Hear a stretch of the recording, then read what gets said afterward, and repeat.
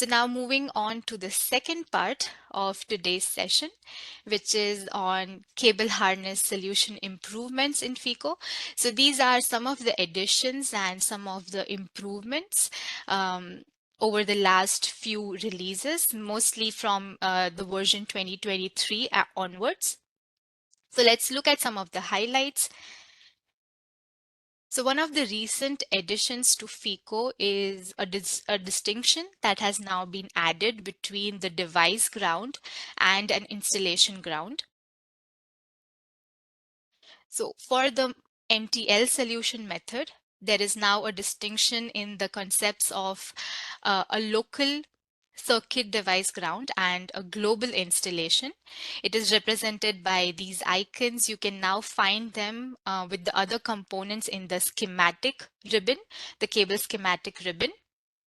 For the combined method of moments and MTL solution, the device ground is like an indication that there is a transition from circuit to full wave solver. So any of the connections beyond the device installation, they need to be added in the 3D model. Let's look at an example.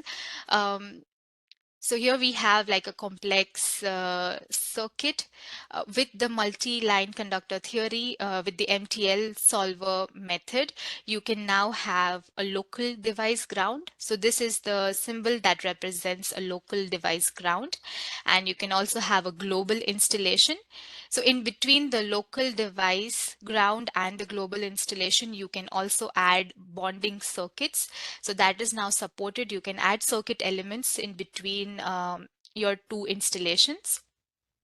For the combined MOM MTL method, you have your local device ground, which is represented by this icon here.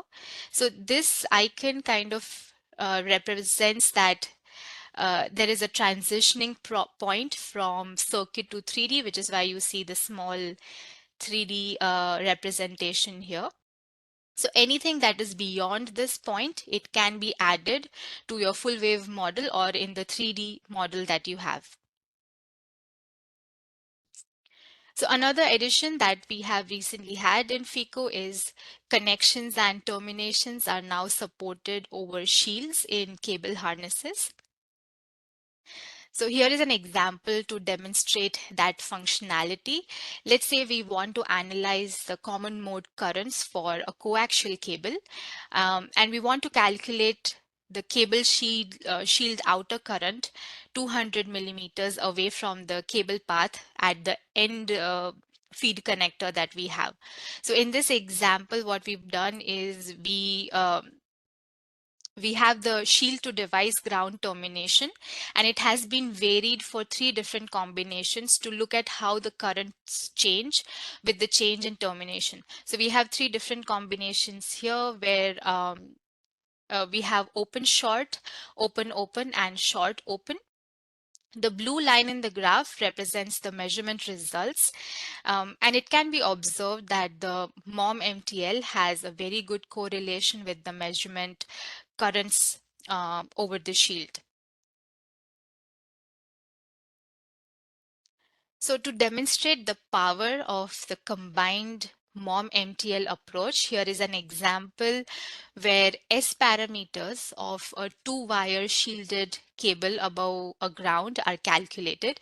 So for reference, we have calculated, like we have built up the same model with method of moments.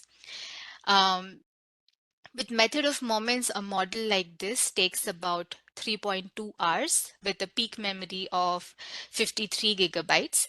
Whereas if you were to design the same model with the combined MOM MTL approach, with the sequential actually process solver, we can see that the runtime is only 133 seconds and the memory requirement is below 20 megabytes, which is like a huge reduction in runtime and memory compared to method of moments solver.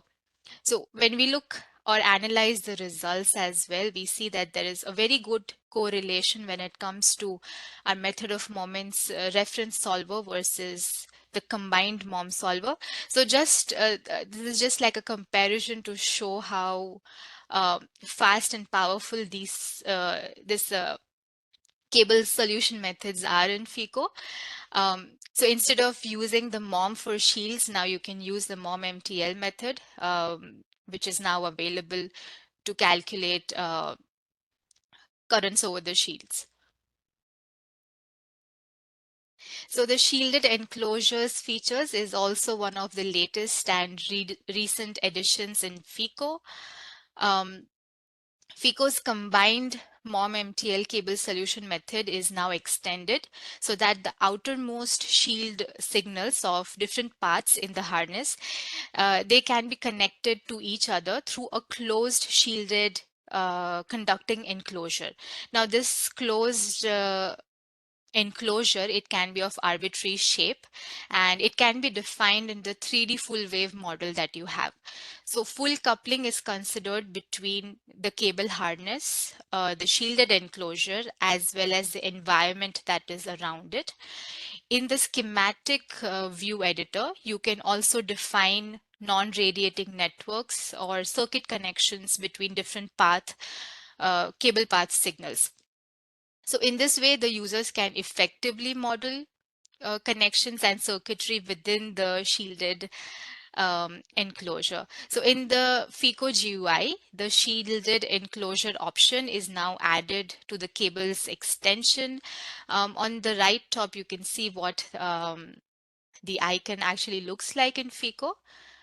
So to demonstrate more on this shielded enclosure, we can have a look at a very small example. So here we have created a very simple power divider using the shielded enclosure.